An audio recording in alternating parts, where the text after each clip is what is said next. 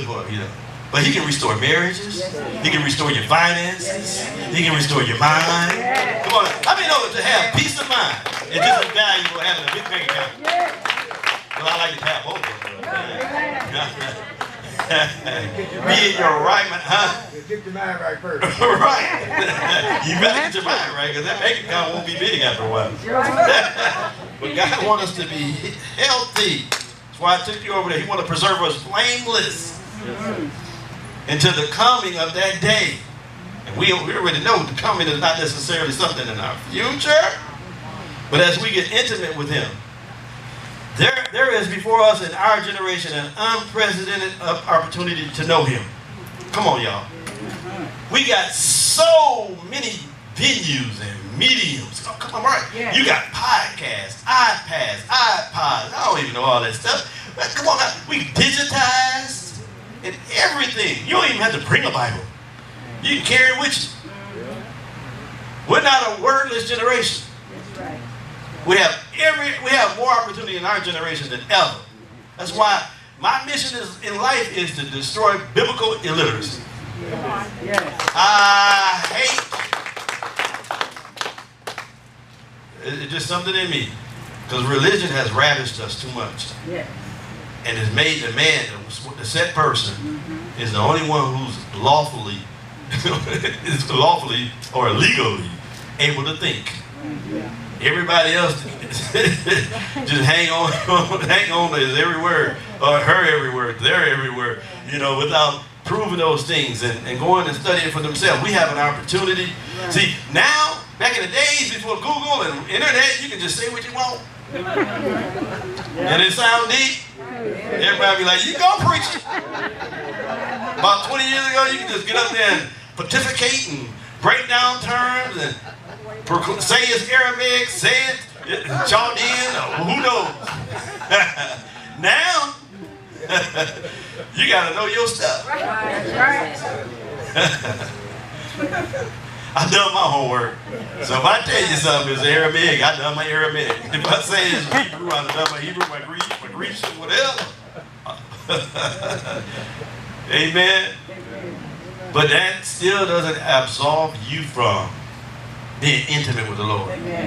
We need to follow on to know him for ourselves. See, that is the blessing of the new covenant.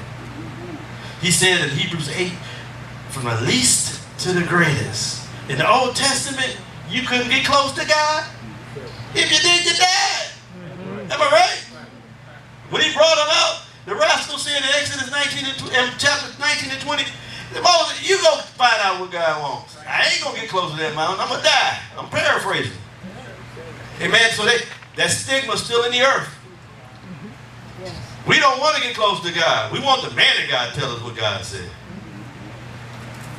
So we don't study. We don't read. We don't get intimate with the Holy Spirit.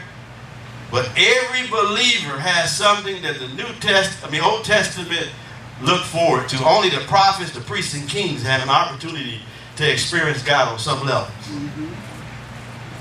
Now, I don't care who you are. I don't care what color you are. I don't care how smart you are. It ain't got nothing to do with your education. The only requirement now is hunger. That's the only requirement. Hunger. Are you hungry? He said, blessed are they that hunger and thirst after. Not think about it, not dissect it, not meditate on it, after. After righteousness. That means you're going at righteousness. He said, they gonna be filled. They're gonna be fulfilled. In the Greek, it means to be fulfilled. I want to be fulfilled, not just filled, speaking in tongues. I want to be filled full. Because you get filled full or fulfilled, there's no room for nothing else. Ain't no room. You ain't have to do all that praying and fasting. Because he's taking up his residence on the inside of you. Why? Because you're going on to know him. You don't know him in part. You're not looking through a mirror darkly, as it says in 1 Corinthians 13. He said, it's a time and a season coming, we're going to be known even as we're known. Remember it said in the scriptures? Paul said, he said, don't we know in part? But when that which is perfect is come, We're going to be known even as we're known. And most of my cessationist brothers think it means when the Bible showed up, that word is the same word in Ephesians 4:13. It means when we're mature. When maturity has come, we're going to be known even as we're known. I mean, as we're raised up to live in this sight, and the more I encounter God, the in part is moved away. What I thought I knew about God is moved out. Now I have another understanding. I've read scriptures all the time. That all of a sudden that bulb said, ding. Anybody ever had that moment? I'm glad some of y'all are honest. Look like you're in headlights, like, oh, I don't know about that. Preaching. It belongs to you. Yes. Yes. For as many that are led by the Spirit of God, He wants to bear witness with your spirit what belongs to you. So your spirit should be on 10 all the time. You should be continuously communing. It's not a location. You have to go to a building. You are the habitation. We're lively stones. He lives in us. So no matter where I go, He's there. You make your bed in hell, He's there. If I grab a hold of the wings in the morning, He's there. What can separate me from the love of Christ? 17 things and none of them can separate us.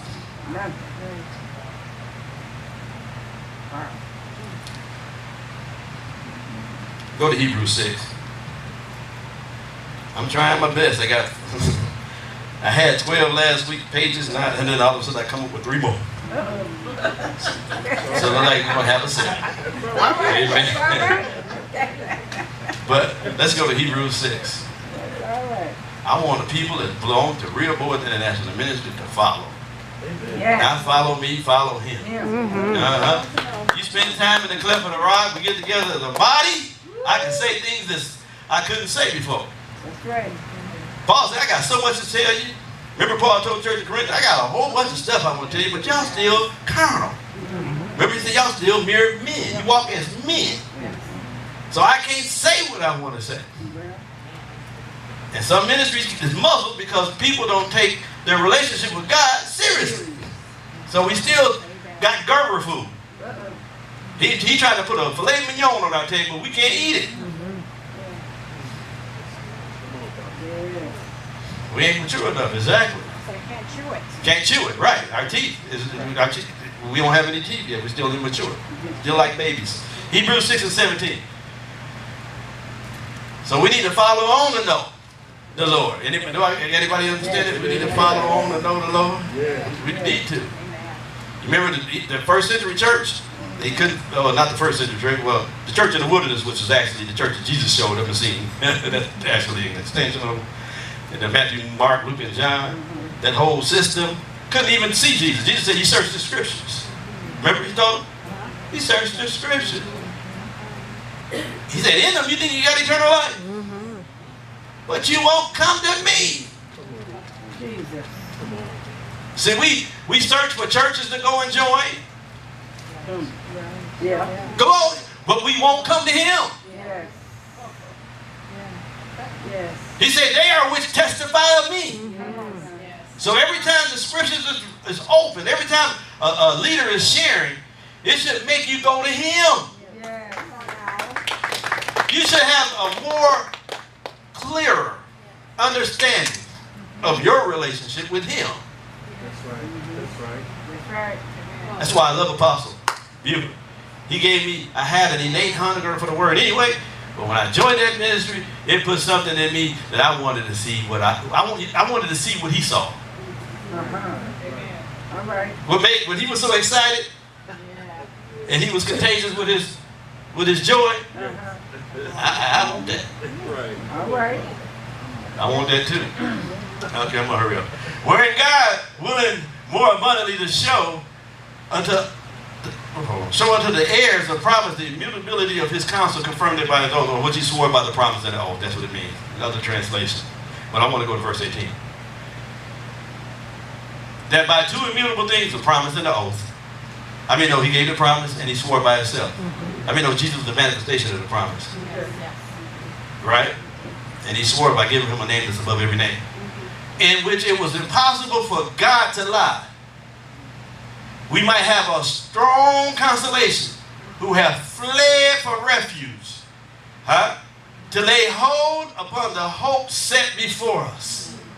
There is a hope set before us. That's why we got to follow on and on. We got to get that hope. There's a hope set. And most of the church hope is that we can stay clean enough so we can get over there. You know, so when the sky is split, we can make sure we can be caught up, snatched, or whatever, seized. But that's our hope. But that's not, that's man's hope. That's the wisdom of men. But there's a hope that God has for us. Tell your neighbor, I want that hope. He had a hope. He had a hope for us. A hope on the inside of us. A hope that Romans 8 talks about.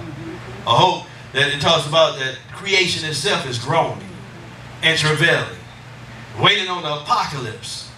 The sons of God. Not more church, not another denomination, but sons of God. Huio sons, mature sons. Sons with their father's identity. That's the hope that we need to go for. Tell you, that's the hope. That is the hope. We want us to know him for that hope. The hope that's set before us. And look, it said, which hope we have is an anchor of the soul, both sure and what? Steadfast. Which enter into that within the veil. Right? Where, verse 20. Where the forerunner is for us entered, even Jesus made a high priest forever, after the order of Melchizedek. I mean, when Jesus made after the order of Melchizedek. We have to, and that's a whole other teaching. And that I'm telling you, in the next 10, 15 years, it's going to be so prevalent. It's going to be a message everybody hearing. Some circles are already talking about the Melchizedek. We talked about it about 13 years ago. But it's going to be so profound because that is the order. It's an order that's sure and steadfast.